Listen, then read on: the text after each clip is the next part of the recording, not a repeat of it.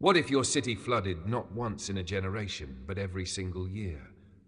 What if rebuilding wasn't just a rare tragedy, but an exhausting cycle that defined your life? And what if the hardest choice you ever faced wasn't whether to fix your home, but whether to abandon it entirely? For millions of people around the world, this question is no longer hypothetical. Cities from Houston to Jakarta, from Miami to Manila, are grappling with annual floods that make everyday life precarious. Once considered freak events, these disasters are now routine, returning year after year to test the resilience of families, communities, and entire nations. The dilemma is stark. Do you stay and rebuild, or do you leave and start over somewhere else? The debate begins with the scale of destruction that annual flooding brings. A home is more than four walls and a roof. It's a family's anchor, its financial security, its identity. When floodwaters rip through living rooms and basements every year, the psychological toll is immense. Parents grow weary of hauling waterlogged furniture to the curb. Children lose their sense of stability, watching their schools and playgrounds turn into lakes. Entire neighborhoods transform from thriving communities into ghostly shells, where for sale signs linger but few buyers come. The cycle of rebuilding becomes less about resilience and more about survival fatigue. Yet rebuilding often feels like the only option, at least in the short term. Federal aid in the US, through agencies like FEMA, provides assistance for homeowners to repair damage. Insurance payouts, when they exist, encourage families to fix rather than flee. Local leaders, mindful of tax bases and community identities, push for reconstruction rather than relocation. The result is a pattern known as repetitive loss properties, where the same homes are rebuilt again and again after floods, often at taxpayer expense. In some cases, the total cost of repairing a house has exceeded its actual value several times over. The alternative, relocating, is equally fraught with challenges. Leaving a city is not simply about finding another roof. It means losing ties to family, friends, and culture. It means abandoning investments, jobs, and schools. For poorer communities, relocation is nearly impossible without government assistance. And even when programs exist, they are slow, bureaucratic, and emotionally wrenching. Imagine being told that your neighborhood, the one where you grew up, where your children were born, where your parents are buried, will no longer exist because it is deemed too risky. That kind of loss is deeper than property. It cuts to the heart of identity. Examples around the world highlight both paths. In New Orleans after Hurricane Katrina, some neighborhoods were rebuilt, fortified with levees and pumps, while others were abandoned. Entire blocks remain empty, a stark reminder of a city's difficult choices. In Louisiana's Isle de Jean Charles, residents became some of the first climate refugees in the United States when the government funded their relocation after years of flooding and land loss. In Jakarta, relentless floods have forced thousands to move to higher ground, while the government plans to shift the capital to another island altogether. These stories illustrate that rebuilding and retreat are not mutually exclusive. They often happen simultaneously, with different outcomes for different groups of people. Economics play a powerful role in shaping these choices. For homeowners with mortgages, walking away from a flooded property often means financial ruin. Banks expect repayment even if a home becomes unlivable. Insurance, once affordable, is either skyrocketing in cost or disappearing altogether as private companies retreat from high-risk areas. Without coverage, homes lose value, trapping families in properties they cannot sell. This financial entrapment explains why so many people continue to rebuild, even when logic suggests leaving would be safer. It is not simply about denial or stubbornness. It is about being caught in a system where the alternatives are even more devastating. Governments, too, face agonizing dilemmas. Abandoning neighborhoods means losing property taxes, shrinking the base that funds schools, infrastructure, and services. Rebuilding, however, means pouring money into areas that will likely flood again. Political leaders must weigh the short-term demands of constituents, who often want their homes restored, with the long-term sustainability of entire cities. In democracies, this balance is especially difficult, as unpopular decisions to relocate communities can cost elections. The result is often a compromise that satisfies neither goal: partial protection, limited funding, and no clear plan for the inevitable next flood. On a deeper level, the decision to stay or leave raises questions about justice and inequality. Wealthier families often have options. They can relocate, rebuild stronger, or buy properties in safer areas. Poorer families, especially in marginalized communities, have fewer choices. They are more likely to live in flood-prone areas in the first place, less likely to have insurance, and less able to absorb financial losses. For them, staying is often not a choice but a necessity. This creates a cruel paradox. Those with the least resources to withstand annual flooding are often those forced to endure it. Cultural identity adds another layer. Many communities see land not just as property, but as heritage. In indigenous communities, in fishing towns, in historic neighborhoods, the attachment to place is profound. To suggest relocation is to ask people to sever ties with traditions and ancestors. In such cases, rebuilding becomes an act of defiance and survival, a way of saying, we belong here, no matter what the water brings.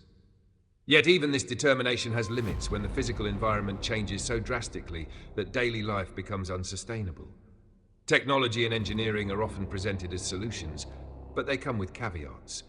Seawalls, levees, and pumps can buy time, but they are expensive, require constant maintenance, and can fail catastrophically, as New Orleans experienced in 2005. Green infrastructure, restoring wetlands, creating floodable parks, designing permeable surfaces, offers more sustainable resilience, but cannot fully protect against extreme events. In some cases, no amount of engineering can outpace the forces of rising seas and intensifying storms. This reality forces cities to confront uncomfortable truths. Adaptation has limits, and retreat may be the only rational option for some areas. Psychology, however, often trumps rationality. Humans are wired to value the present more than the future, to hold on to what they know rather than risk the unknown.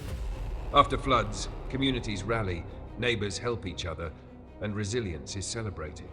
These moments of solidarity make it emotionally harder to walk away, even when statistics suggest it would be wise. Politicians reinforce this by praising communities for bouncing back, rather than encouraging them to rethink their future. The narrative of resilience, while uplifting, sometimes obscures the reality that bouncing back may be leading directly into the path of the next disaster.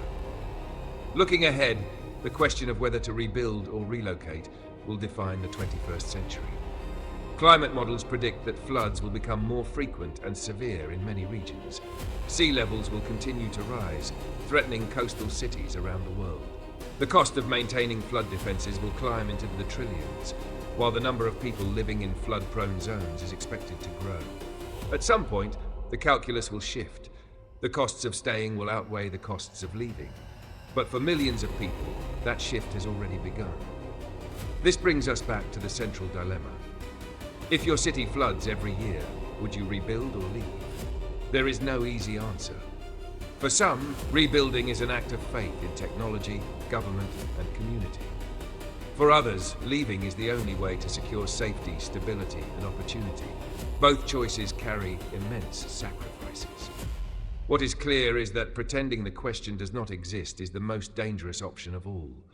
The waters are rising, the floods are coming, and every year the decision becomes harder. Ultimately, the question is not just personal, but collective. Entire societies must decide how to allocate resources, how to weigh heritage against safety, and how to confront the reality that some places may no longer be habitable. It is a test not only of resilience, but of imagination. Can we envision a future where retreat is not defeat, but a step towards survival? Or will we cling to the past until the water washes it away? The answer will vary city by city, family by family. But one truth is universal. As the floods return each year, the time for easy choices has ended.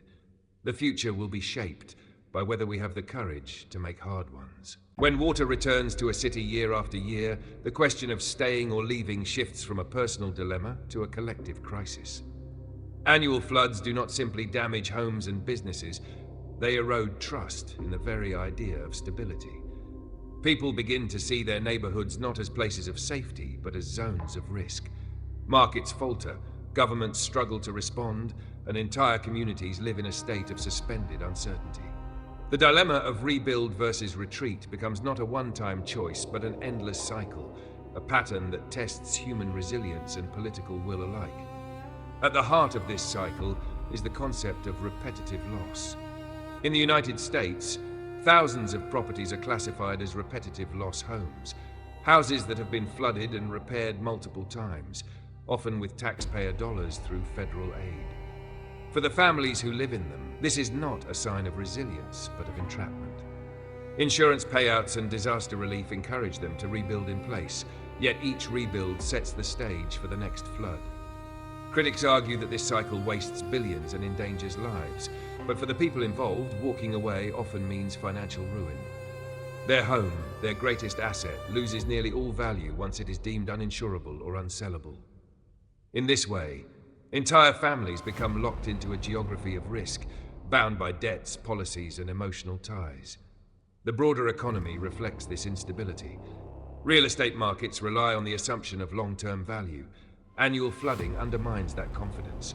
When buyers know that neighborhoods will flood again, demand shrinks. Banks, wary of default risks, restrict lending in vulnerable areas. Insurers either raise premiums beyond affordability or withdraw entirely. Each of these actions pushes property values down further. What was once a thriving neighborhood becomes stigmatized, not only by the memory of floodwaters, but by the perception of inevitability. Cities across the US Gulf Coast, parts of Southeast Asia, and low-lying European regions are already witnessing this quiet exodus of capital as investment flees and communities are left behind. Governments, caught between the competing imperatives of protection and retreat, often oscillate between the two. On one hand, they pour money into levees, pumps, drainage systems, and emergency response. These investments signal to residents that rebuilding is possible, even encouraged. On the other hand, budgetary realities force governments to acknowledge that not every neighborhood can be saved. Programs like managed retreat, buying out homeowners and relocating them to safer ground, offer long-term solutions, but they are politically toxic. No leader wants to be the one to tell families they must abandon their homes, especially when those families vote. As a result, policies are often fragmented, inconsistent, and reactive, leaving residents in limbo. The cultural dimension complicates matters further. For many, leaving is unthinkable.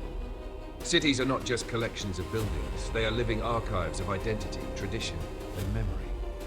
When a fishing village in Louisiana is told to relocate, the people there are not simply losing houses, they are losing a way of life tied to the water for generations. In Alaska, indigenous communities forced to move by coastal erosion face the erasure of sacred landscapes. In Asian megacities, centuries-old neighborhoods carry cultural significance that cannot be replaced inland. For these communities, rebuilding is not just stubbornness, it is a declaration that heritage matters, even in the face of annual flooding. But heritage cannot stop the water, and at some point, sentiment collides with physical reality. Technology promises solutions, but it rarely offers permanence. Seawalls, surge barriers, and pumps can reduce the frequency of flooding, but they are costly, and the forces of climate change outpace their capacity. In New Orleans, billions have been spent on levee improvements since Katrina, but engineers warn that even these defenses have limits as sea levels rise. In the Netherlands, engineering marvels have held back the sea for centuries, but the cost of maintaining and upgrading those systems grows each year. Smaller, poorer cities cannot hope to match these examples. Green infrastructure, such as wetlands restoration and permeable urban design, provides more sustainable resilience, but it too has limits when rainfall is extreme or seas surge beyond thresholds. The sobering reality is that technology can buy time, but not immortality. Psychology, however, is just as powerful a force as engineering. People cling to the idea of home as an anchor of security. After a flood, communities come together to clean, rebuild, and support one another. Politicians celebrate this as resilience, reinforcing the narrative that rebuilding is the right path. Yet the emotional drive to return to normal often blinds people to the fact that normal no longer exists. Each time the water comes back, the illusion becomes harder to sustain. Still, the pull of community, familiarity, and belonging remains stronger than the fear of future floods for many families. This explains why entire towns can be submerged repeatedly, and yet residents insist they will never leave. In global terms, The question of staying or leaving cities that flood every year is increasingly urgent. Climate projections suggest that by 2050, hundreds of millions of people will live in areas prone to chronic flooding.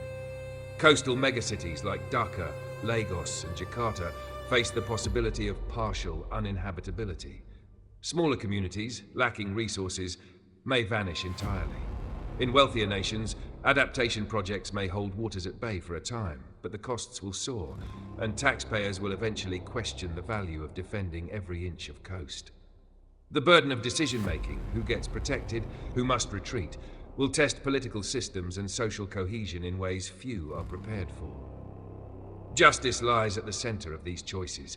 Who decides which communities to protect? Who bears the cost of defenses? And who is told to move? The wealthy, with resources to relocate or rebuild stronger homes, often have more options.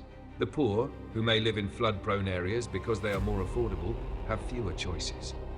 Without equitable planning, climate-driven flooding risks deepening social inequality. If governments prioritize wealthy districts for protection, while neglecting poorer ones, resentment will grow. Conversely, if retreat programs are designed without sensitivity to culture and heritage, they will breed anger and resistance. These issues transform flooding from a natural hazard into a political and moral crisis. Even for those who relocate successfully, challenges persist. Where do they go? How do they find new jobs, schools, and communities? What happens to the cities left behind, hollowed out by departures, but still home to those who cannot or will not leave? In many cases, relocated communities struggle with identity, facing stigma as climate refugees. Receiving communities may resist the influx of newcomers, straining social fabrics further. These dynamics reveal that leaving is not a simple solution, but the beginning of a new set of struggles. For the cities themselves, the dilemma extends to their very futures. A city is not just buildings. It is an economic engine, a cultural hub, and a symbol of national identity. The idea of abandoning New Orleans, Miami, or Jakarta feels unthinkable not only to residents but to entire nations. Yet if flooding becomes annual, the cost of preservation may exceed the capacity to pay. Already, governments debate which places are worth saving, a calculus that forces uncomfortable questions about value, heritage, and sacrifice. The decision to rebuild or retreat will define the 21st century. It is a question that merges climate science with economics, politics, culture, and psychology. There is no universal answer. Some cities will adapt with engineering and thrive for decades. Others will slowly depopulate, their residents scattering inland. Still others will collapse abruptly after a catastrophic flood that leaves no room for recovery. The challenge is not simply to predict which path each city will take, but to prepare for all possibilities. Ultimately, the choice between rebuilding and leaving is less about individual preference than about collective vision. A society that values resilience above all may invest endlessly in defenses, celebrating each rebuilt house as a victory. A society that values pragmatism may choose retreat, framing it not as surrender, but as adaptation. Both paths demand courage, and both require sacrifices. What cannot be sustained is denial, the belief that floods are anomalies or that the past will return. The water is rising, the floods are coming, and the era of easy choices has ended. If your city floods every year, the question is not only what you would do personally, but what your community, your government, and your nation are willing to do together.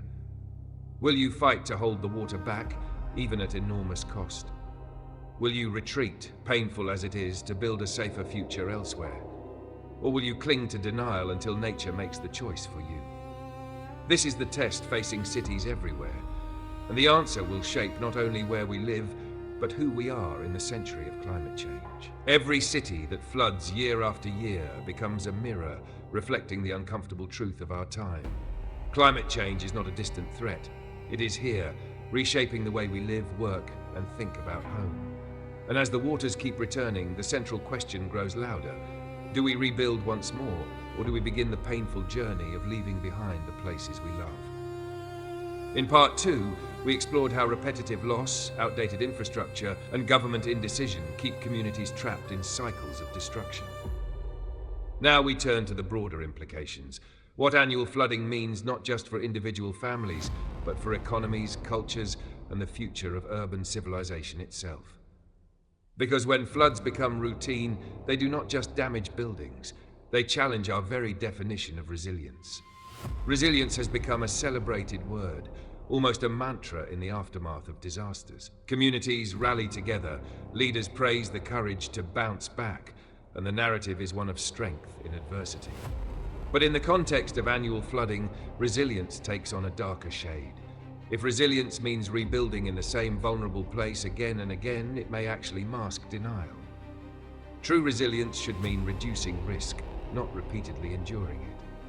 Yet political leaders often embrace the symbolic power of rebuilding, equating it with hope, while ignoring that it locks communities into a cycle of future suffering. Economically, this cycle is unsustainable.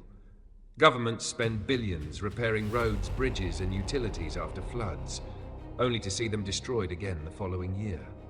Insurance companies, once the safety net of homeowners, are exiting markets they deem too risky. Families without coverage are left with crippling losses, while those who still have policies face skyrocketing premiums. As property values decline in flood-prone areas, wealth drains from communities, leaving behind concentrated poverty. This is not a temporary setback, it is a downward spiral, one that erodes the fiscal health of entire cities. The ripple effects extend to national economies. When entire regions face repetitive flooding, agricultural production falters, supply chains break down, and workforce displacement increases. Taxpayer-funded bailouts grow more frequent, straining national budgets. And because global financial systems are interconnected, instability in one flood-prone region can send shockwaves across markets. In this sense, the decision of whether to rebuild or retreat is not just a local matter, it is a global economic question. Culturally, the stakes are equally high. Cities are living tapestries of memory and identity. To abandon them feels like erasing a part of who we are. Imagine Venice conceding to the sea, or Miami vanishing beneath the waves. Such losses are unthinkable to those who live there, and symbolic blows to entire nations. Yet culture alone cannot hold back water. Annual flooding forces societies to confront the tension between preserving heritage and protecting lives. Some may choose to defend iconic areas at enormous cost, while letting go of less prominent neighborhoods. But these decisions inevitably raise questions of fairness and justice. Justice, in fact, sits at the center of this crisis. Wealthier districts often get priority for flood defenses, while poorer areas are left to fend for themselves. In New Orleans after Katrina, the devastation was disproportionately borne by marginalized communities. In Dhaka, the poorest live in the most flood-prone slums. In Manila, informal settlements line rivers and canals, making residents the first to suffer when rains overwhelm drainage systems.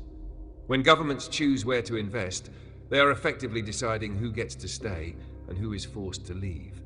Without equity, adaptation becomes another form of exclusion, deepening divides that already tear at social fabric. Technology will play a role, but it cannot solve everything. Pumps, barriers, and elevated housing can reduce the severity of floods, but they cannot erase the underlying forces of sea level rise and intensifying storms. Green infrastructure offers more sustainable paths, but requires long-term commitment and funding. And no technology can undo the human psychology of attachment to place. Even when safer options exist, many families will choose to stay, bound by history, culture, or sheer determination. Their presence complicates government strategies, making managed retreat far harder to implement.